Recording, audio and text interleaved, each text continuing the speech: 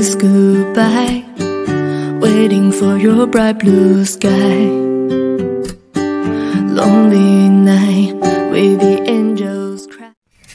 Sa pumili ng silence card, ito yung reading. Tingnan natin kung ano mensahe sa inyo ng Panginoon. I feel like you're feeling lucky and inspired as well. I don't know why, pero na-sense ko karma reading. At naguguluhan ka with regards sa iyong life at sa iyong trabaho na rin. Paano kabaliktaran siya ng number 1? To be honest with you,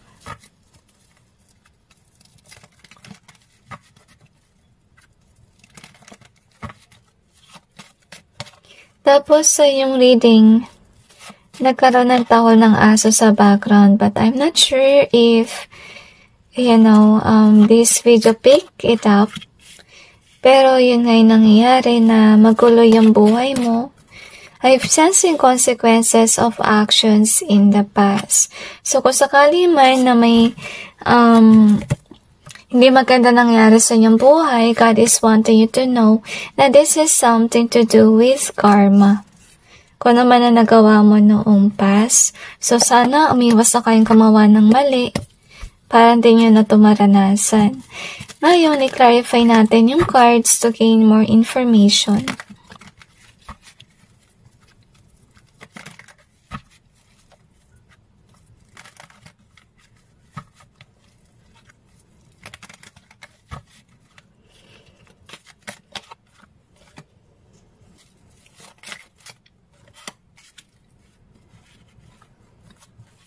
Okay, gusto sabihin ng Panginoon sa inyo guys, please iwasan nyo na mag-curse.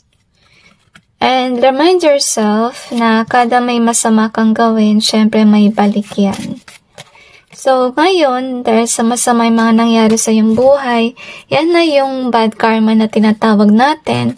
At yung dahilan nun is because you could have cursed somebody in the past at wronged you. Ay, pinanaiyak kayo kasi baka nasaktan kayo ng tao ngayon or kung ano man kayo nagawa niyong mag-curse. So, talagang di mabuti ang mag-curse guys, so please iwasan ninyo. So, anyway, gusto sabihin sa inyo ng Panginoon na siguro nagpe-pray kayo na sana everything will turn out well.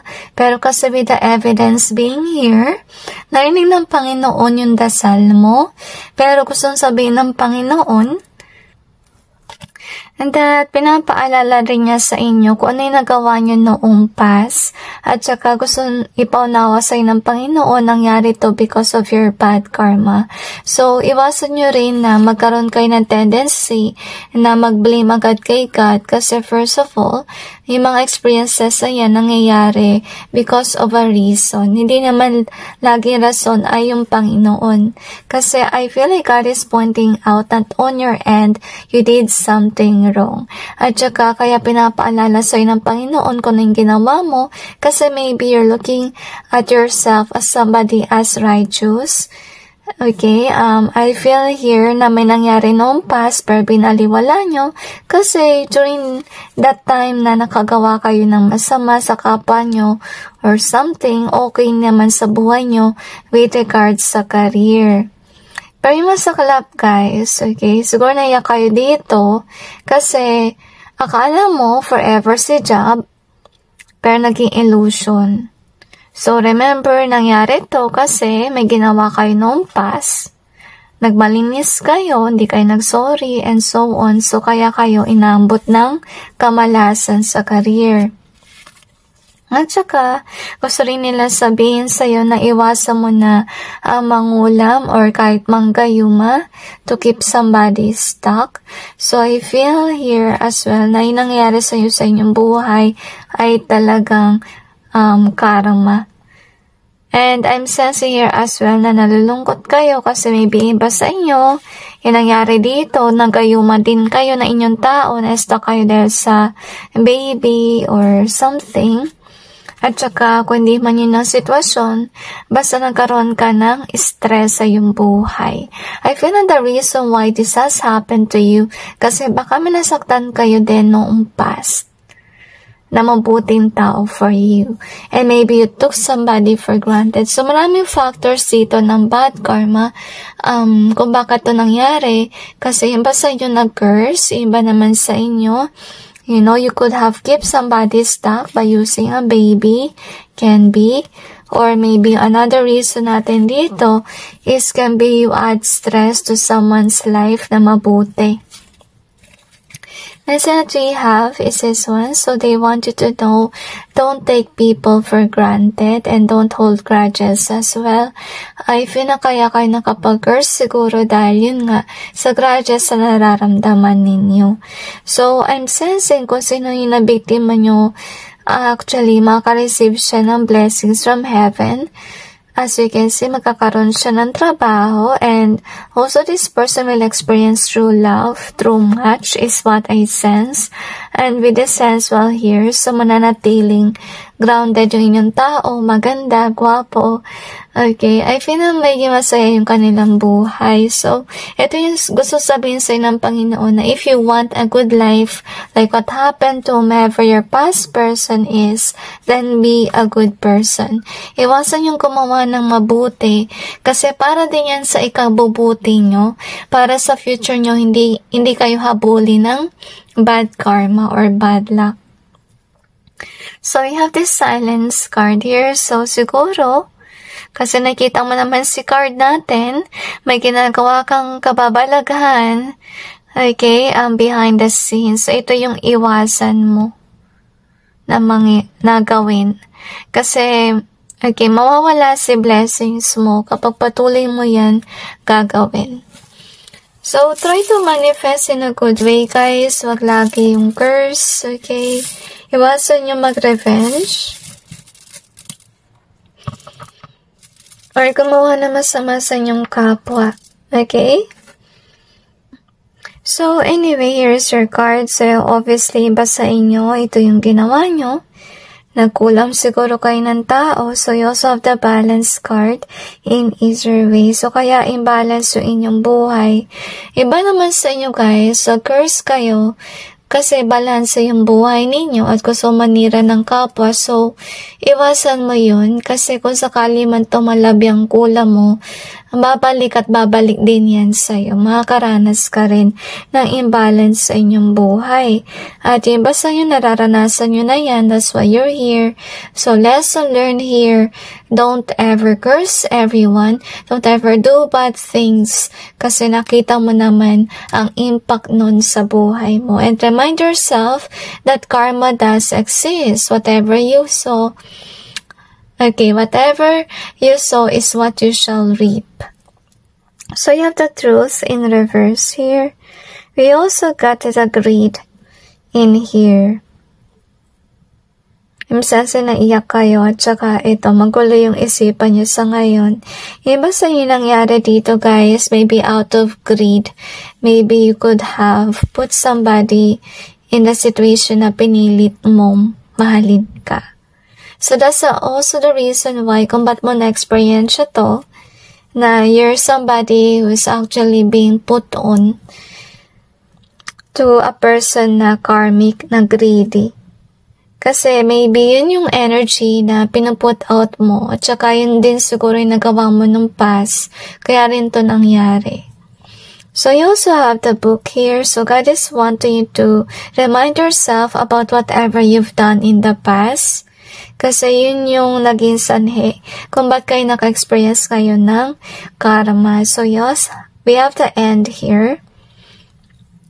We also have this one. So, God is also telling you na iwasan nyo ng gumawa ng mali. Okay, you need to be a changed person para mag-ending lahat ng mga masasama nangyayari sa inyong buhay. Kasi pati si blessings mo, guys, ay naka-block na rin. And we also got a 7 in easier way. Malungkot dito, guys. You're divinely guided by heaven. Pero yung masakit kasi hindi yung sinusunod yung gusto sabihin sa inyo ng Panginoon na gawin nyo.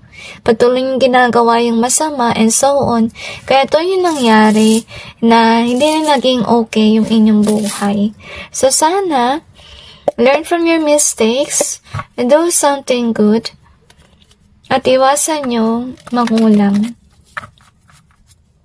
May gumawa na masama sa inyong kapwa, kundi man lang yan about sa kulang. So, tingnan natin kung ano pang meron.